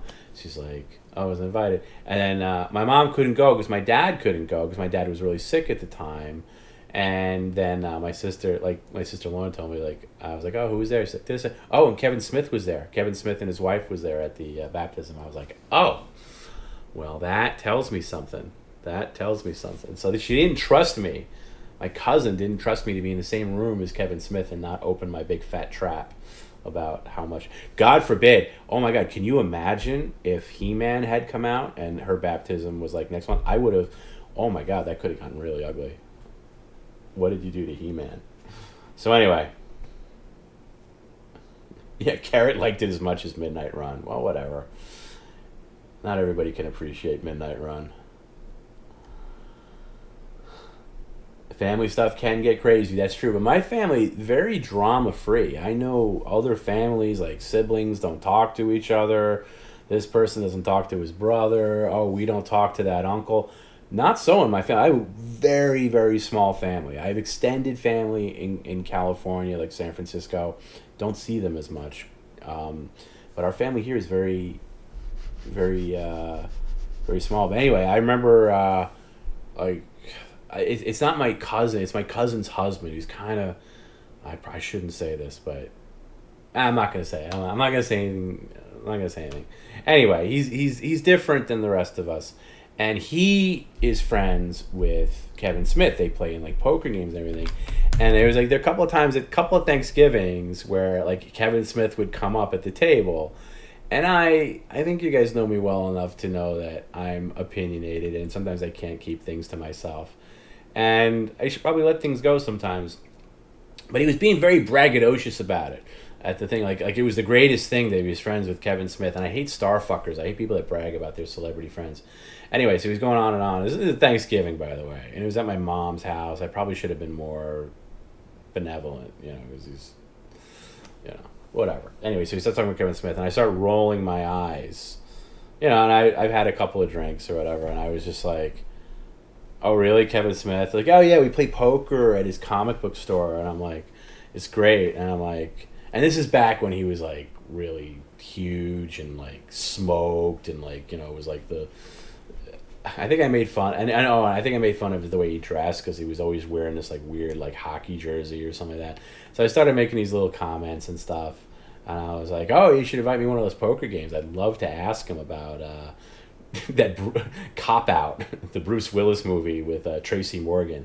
I said, "I'd love to ask him about Cop Out and how good." And he'd give me he's like, "Oh no, I'm a big Kevin Smith fan." I'm like, "No, you're not. How can you be a Kevin Smith fan?" I got into this whole debate. And by the way, like my parents don't know who the fuck Kevin Smith is. And all of a sudden I've turned this Thanksgiving dinner into this whole Kevin Smith bashing for no reason. And I shouldn't have done it. I should not have done it. But for some reason it just set me off because he was coming back at me. He's like, "Oh, Kevin Smith's like my favorite director," and now I'm friends with him. I'm like, "Kevin Smith's your favorite director?" I'm like, "Really?" I'm like, "How many movies have you seen in your life?" Like, I mean, I could list 10,000 directors who are my favorite director more than Kevin Smith. The guy who directed Police Academy 6 is my favorite director next to before I get to Kevin Smith. I mean, it's so anyway, I was just like it was ridiculous. I don't know. I forget. Anyway, apparently I was a big topic of discussion on the drive home. Like, your cousin's an asshole, and how dare. And so anyway, because I really slam Kevin Smith, his movies, and I said I hate his personality. I hate when he talks about movies. Like, for instance, I love when Quentin Tarantino talks about movies. I can listen to that all day long. You know, Kevin Smith's opinions on pop culture or movies, I don't give a fuck. I think I don't want to hear him. I don't want to hear his opinions on, like, even like there was this thing like when The Force Awakens came out, like the first Star Wars sequel, you know, the sequel trilogy. Like, before it came out, like, there was, like, this thing on Twitter, like, oh, Kevin Smith has seen Force Awakens, and here's what he thinks. I was like, who cares what this fucking loser thinks? I was like, I don't want to hear his opinions. Like, they matter to me, or they should matter to anyone. So anyway, I have a lot of opinions about Kevin Smith, and I'm pretty sure that got me uninvited to a baptism that I should have been at. It's just, she doesn't have anybody, you know, whatever. So anyway, that's my theory. I don't have like, it was never said to me why I wasn't invited. It was just conspicuously weird. Like, my other sister wasn't invited either, but she lives in Chicago. She should have been invited too, though. Anyway, so I wasn't invited, and I think it was because they favored their little friend Kevin Smith over me, and they didn't trust me. And by the way, I would not have opened my mouth at a baptism. Ravio66 says, the He-Man thing wouldn't bother me at all if he hadn't done an entire padding tell people they're wrong for criticizing his He-Man knowledge. The dude has made entire DVDs where he shits on Tim Burton's understanding of Batman for 2 hours. Exactly. This guy's a know-it-all, and he's one of these directors who, like, doesn't allow his actors to do any improving whatsoever. There's no, oh, you got to stick to his script because, oh, his words are so perfect on the script. God forbid you veer off the page and do your own thing as an actor. Like, he gets really annoyed at that. So yeah, like, and he's so defensive about, you know, anybody critiquing his work, you know, so he's a little bitch.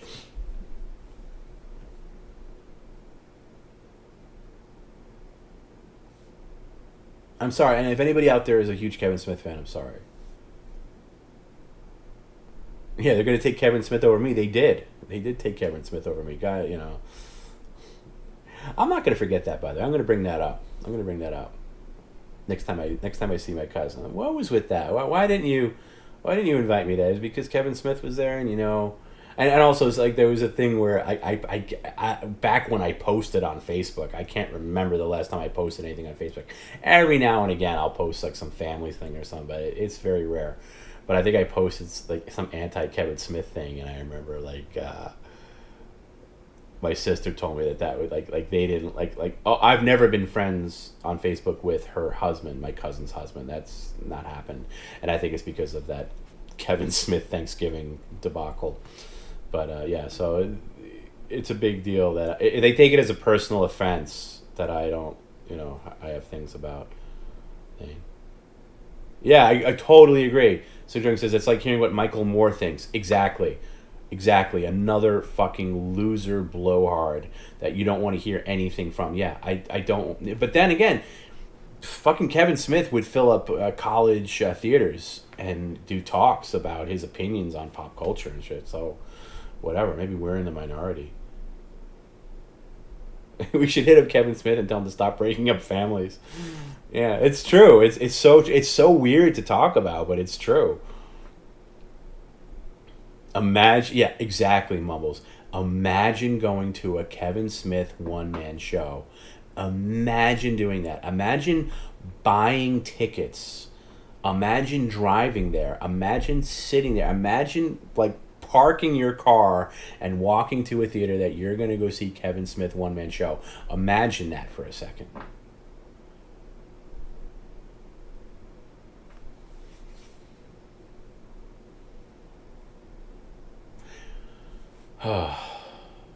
Speaking of buying tickets, I'll leave with this. So I mentioned this briefly. So a friend of mine called me today and said, hey, Guns N' Roses are playing tomorrow night. Would you want to go? I've never seen them. Meaning my friend has never seen them. I've seen them back in the day. And I'm not the biggest Guns N' Roses guy, but, you know, it's one of those bands where, you know, so do you think I should go to see Guns N' Roses tomorrow night? It's a pain in the ass to get to MetLife Stadium from where I am. It's in New Jersey. It's, you know, it's going to be like a 2-hour drive no matter what. But if I can get a decent price on a ticket tomorrow, maybe. What do you think? Do I go? Do I not go? I'm really right on the fence about it. I don't, Like I don't feel like I'm gonna cry if I miss it, but I did want to go see them a couple of years ago and I didn't go. Oh, I got ripped off actually. I was gonna go with this same friend and they were playing Madison Square Garden and it was one of those things the day of and we thought and I. Oh my god! I felt like Perry. I fell for this scam on Craigslist. I fell for a Craigslist scam because I was waiting to the day of, and the tickets were still pretty high, and there was like a floor seats.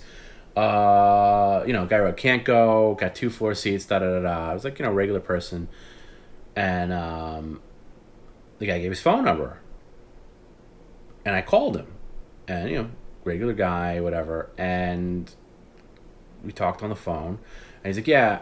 I said, do you do PayPal? Whatever. He's like, oh, no, I don't do PayPal, but I do this Yahoo thing. It was like the first red flag. It was like Yahoo Pay. I was like, okay, we're at Yahoo Pay. It's something easy. So I was like, okay, so what's your email? And then we're on the phone. He's on the phone walking me through it, which is, again, he's going, and I wasn't calling like, India or anything like that. It was a regular guy. It was a 917 number, which is like a New York City annex. So he's on the phone with me the whole time.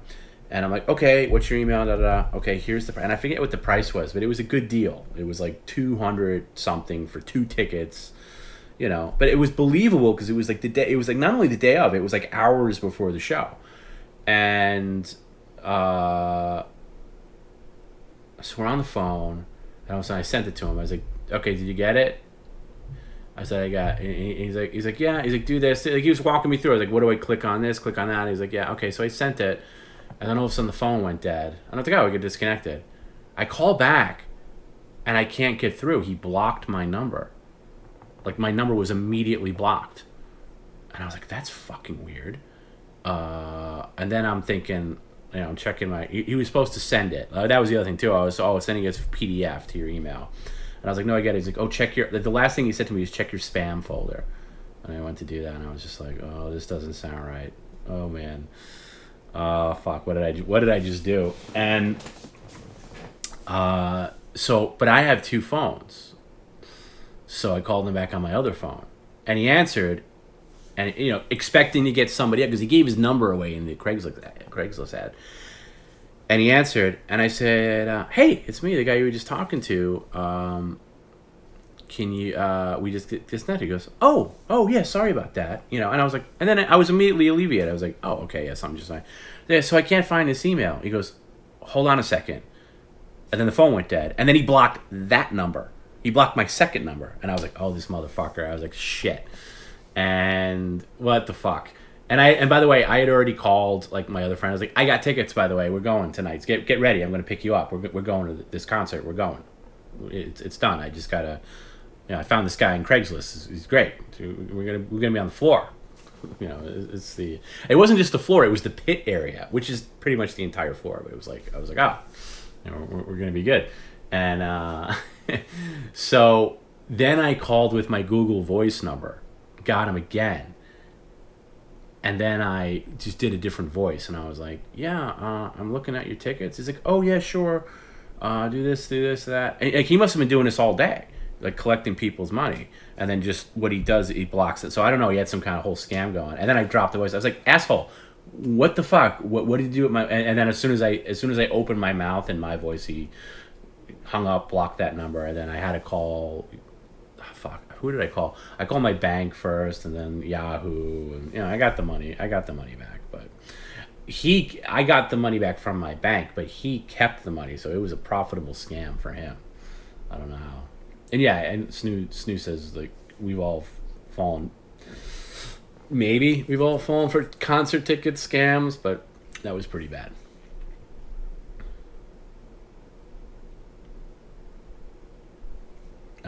I felt pretty stupid, and then I had to call my friend, like, yeah, remember that concert I told you we were going to, and we had tickets. Yeah, we don't.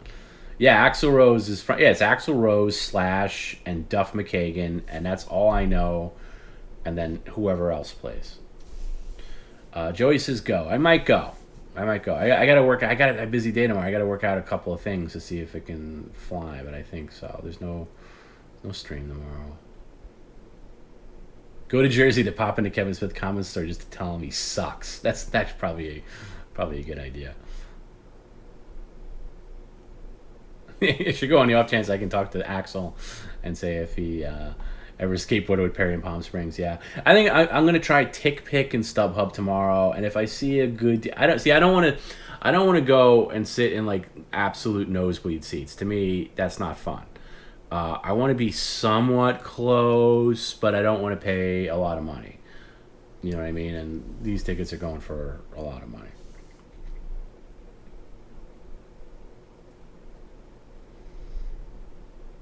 Yeah, Craigslist is full of scammers, but they had like I would always buy like tickets to like a Mets game off Craigslist, so I thought it was okay.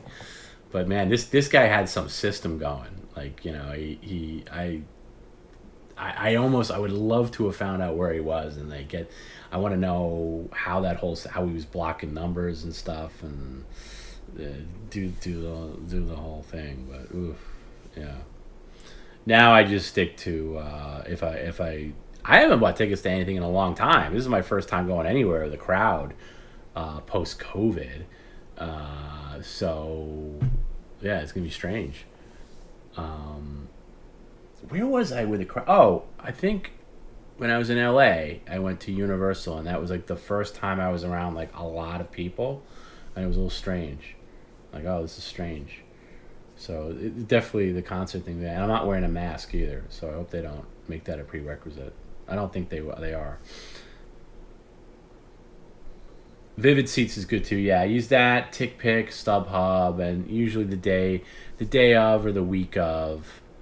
Unless it's something I really want to go to. Sometimes if I get a good deal, like the second they go on sale. But yeah, it's going to come down to money. It's going to come down to how much value can I get for a decent seat, you know, without spending too much. Because I've been spending so much stuff on like how I feel like I can't afford the luxury of going to see Guns N' Roses because I've got so much like actual real life shit to take care of.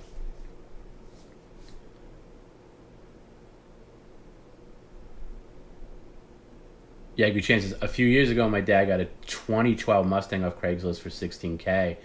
Perfect. Yeah, that's good, and that's what Craigslist is good for, cars and stuff. That's good. I've never been ripped off on that kind of thing.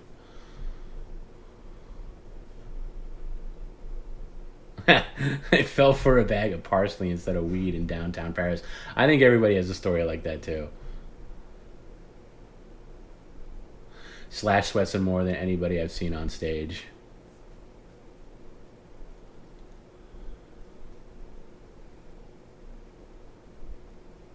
But yeah, and then you know, if I go tomorrow, you know, it's not like you see. Guns N' Roses is not like on a list of mine that bands I'd see, but I'd like to see this modern incarnation of them just to bookend my experience with them. Because I liked Guns N' Roses a lot when they came out. I remember buying Appetite for Destruction. I really liked that album. I still think it's one of the best. It's a great album. If you're gonna do like a list of the best albums of the '80s, that's on there. It's a great album, and I do have a lot of fondness for Guns N' Roses, although I wouldn't call myself an active fan. But I'd like to go. And then after that, really the only band I really need to see is the Rolling Stones. And I had an opportunity to see them years ago, and I passed on it like a fool, like an absolute fool.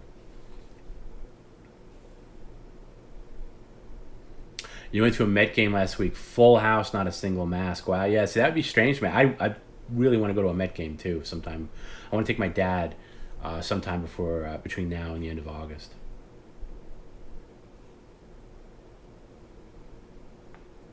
You know what's crazy about Axl Rose too is like I've seen video of him like even doing shows now, and he did this back in like the early '90s and late '80s when they were doing like stadium shows.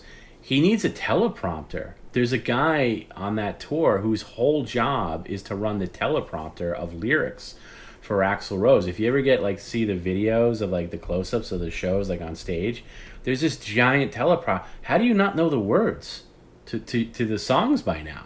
Like, isn't that embarrassing?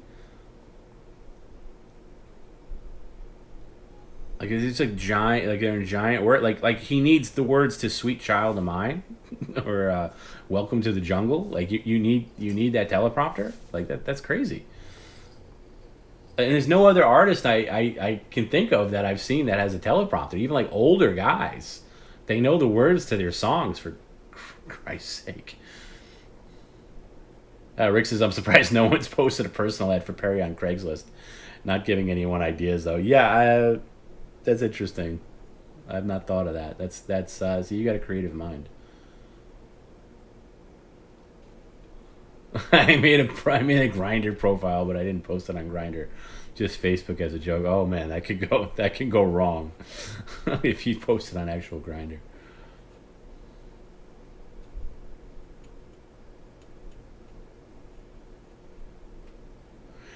I'm sure Axel did do a mountain and draw. I'm sure they all did. Yeah, Joey made a good point. Ozzy Osbourne doesn't know what planet he's on, but he knows the lyrics to his songs. What's the deal? I wonder if that teleprompter was turned off, what would happen? Would he not know, or does he just? Maybe it's you want to know your place in the song. I don't know. Maybe I'm being unfair. Is it common though, Mumbles? Because at least the people that I'm aware of, I don't see the teleprompter. I have not seen a teleprompter for other big acts of that genre. But ooh, oh, what the link didn't go through for the thing.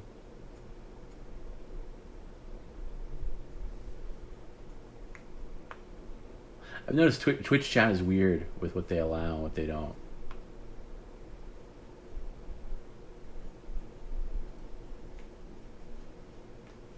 Ozzy knows the lyrics to his songs when he can actually sing them live. Yeah, I don't even know how is Axl Rose's voice. I haven't heard any clips of him recently. I know there's a couple of times where I've seen clips of his show and I've been like, ooh, this is rough.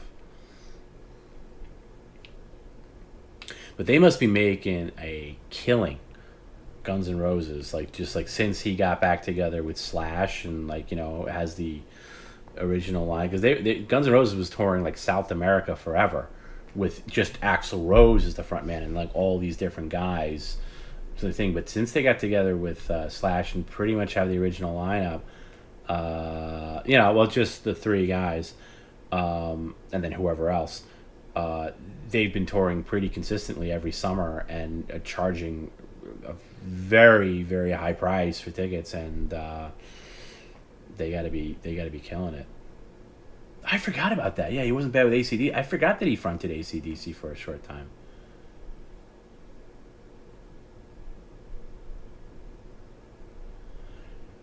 See, but I saw REM many, many, many times. I've had good seats to REM. I've never seen Michael Stipe read lyrics. Maybe he had sheets for some time, but I don't remember him. I mean, unless I'm forgetting, I don't remember him looking at lyrics. I've seen New York Dolls too with David Johansen. Maybe I can't remember if he did or didn't, but I'll take your word for it. And to be fair, I obviously didn't see them in their heyday. I saw them, when they did their little comeback briefly.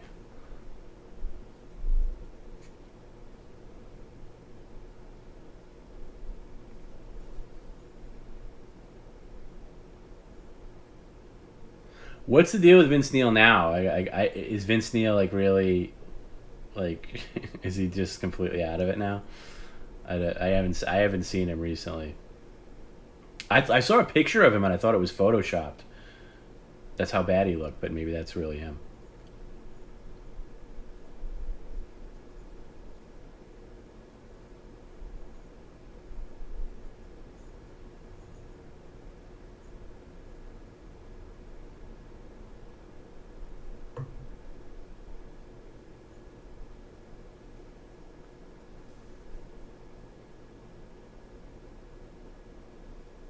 I don't even know if Vince Neil still actively tours or anything like that. I was never a Motley Crue guy.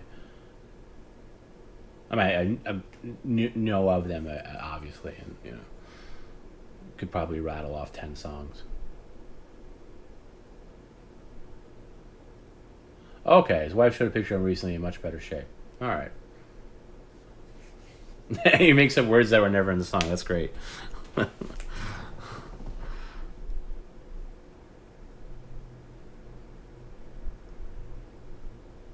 Oh, that's a nice little keepsake, Mumble, that you caught one of the lyric sheets for Electrolytes when Stipe threw him in the air at the end. Yeah, maybe some songs he needed the aid.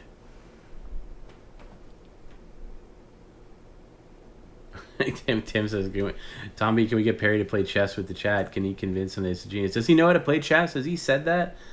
I have a vague memory of talking to him about chess, and it seemed like he said he knew how to play, and I was surprised by it, but I could be wrong. I could be wrong.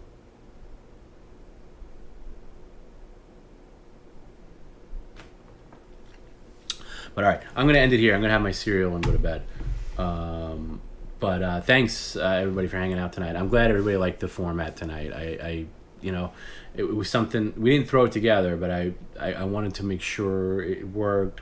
You know, I didn't really have time to test it before we started the whole media sharing thing. So I'm gonna tweak it a little bit. We'll bring it back next Wednesday. Yeah. And if anybody's watching your video didn't get played for whatever reason, I'll take care of that.